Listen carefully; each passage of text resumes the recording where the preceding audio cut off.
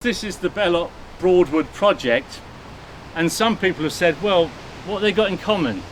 Did they know each other? Apparently not, despite all our best research, given how close they were at one time, except of course, by the time Belloc came to live at Shipley, Lucy was living in London, so perhaps it's not so surprising they didn't meet. They were different people in many ways, but there were similarities, and I just jotted down a few similarities. The first is that they've both been eclipsed over time by someone who was arguably a lesser part of the partnership. So Lucy Broadwood, we know about her, some people know about her, but most people, when they think of folk song collecting and the origin of folk song collecting, they think of Cecil Sharp. But Lucy was before Cecil Sharp, but he sort of got the credit. He's got Cecil Sharp House because he was a great publicist, and so he got himself known. He was keen to be known, he wanted to be known. And with Belloc, it's Chesterton. Over the summer I've read articles that have referenced G.K. Chesterton. I read a book about cricket that referenced G.K. Chesterton. And Belloc doesn't get much of a look in. There was an article in the Catholic newspaper, The Tablet, about Belloc that was really being quite uncomplimentary about him and saying thank goodness he's forgotten now, sort of thing, which is sad, because really most of Chesterton's ideas came from Belloc, but Chesterton of course was a nice easy man to get on with and people liked his presence, whereas with Belloc a lot of people went away feeling a bit difficult and uneasy because he spoke bluntly and truthfully. So they both have that in common. They both had premonitions. Lucy, when myself and Emily were at the Surrey History Centre, we looked through her diaries and she had premonitions about people in her family dying.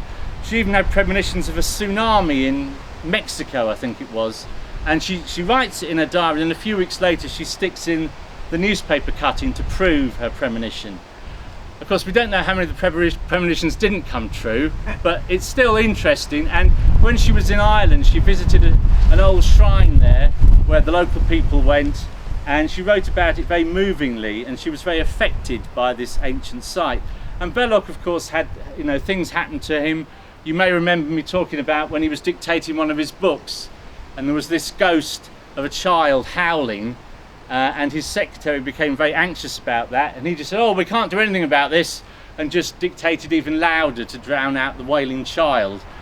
So they both took the existence of the supernatural absolutely for granted, which of course isn't a very common idea or belief amongst the English intelligentsia. They both came to dislike the German influence. Well, Belloc didn't come to dislike it, he'd always disliked the German influence. And famously, when he was in his club in the Second World War and bombs were dropping everywhere, he sat there with his whiskey going, will the English never get over their love of the Bosch? Because he thought all the intellectuals loved German music. Now, that book on cricket I was mentioning that I read over the summer, this is a man with a public school education, university educated, and he's really talking about the decline of English cricket. And he puts it in the context of his own interests. And one of his interests was to go to Salzburg every year to hear Beethoven and Wagner and all the German music. And I thought, it's still there, isn't it? That German is best. And there was that famous German book written by a German composer about England, calling it The Land Without Music. And Lucy began as a lover of Wagner, but she turned against Wagner, and she was much more attracted then to the Baroque composers, particularly Henry Purcell. And in many ways, Purcell's songs, which we might do one later, mightn't we? Purcell's songs talk to the folk idiom. It's almost as if until the late 17th century, classical music and folk music were on the same trajectory. And then in the 18th century, you get the classical, and you get Haydn, and Handel, and then Haydn, and it's a different sort of music altogether. And they saw the beauty in small things as well.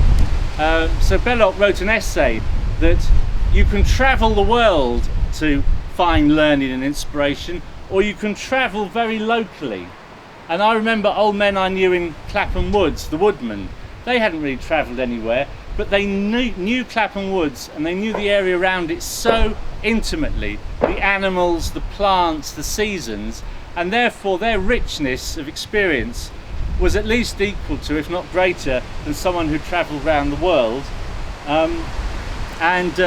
Belloc writes about this continuously, and there's an essay by Lucy Broadwood in the Surrey History Centre where she talks about that as well.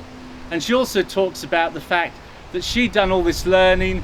There she was writing at the end of the 19th century, there were all the universities, but in many ways people who had great university education were missing out on perhaps the most important knowledge of life that was basic and fundamental to the human existence, and that this was being lost by over-intellectualizing things. So that was a similarity as well. They both loved dramatic scenery.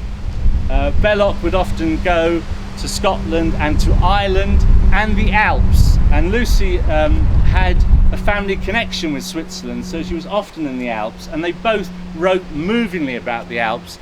Belloc even went as far as to say, "When I first saw the Alps from 50 miles away, I found my true religion." And you get an echo of that with Lucy as well. And finally, both were Christian. Lucy was a lifelong Anglican. Belloc, of course, was a Catholic. But in many ways, they were sort of Christian pagans, because they were always going back to before Christianity. And Belloc certainly saw the religious experience of man as being sort of a linear progression, that you didn't want to get rid of what came before, but what came after was an improvement, was an embellishment, was a greater richness of understanding. And I think I see that in Lucy Broadwood as well. So there are a few things I think they've got in common. So they're my thoughts. Thank you.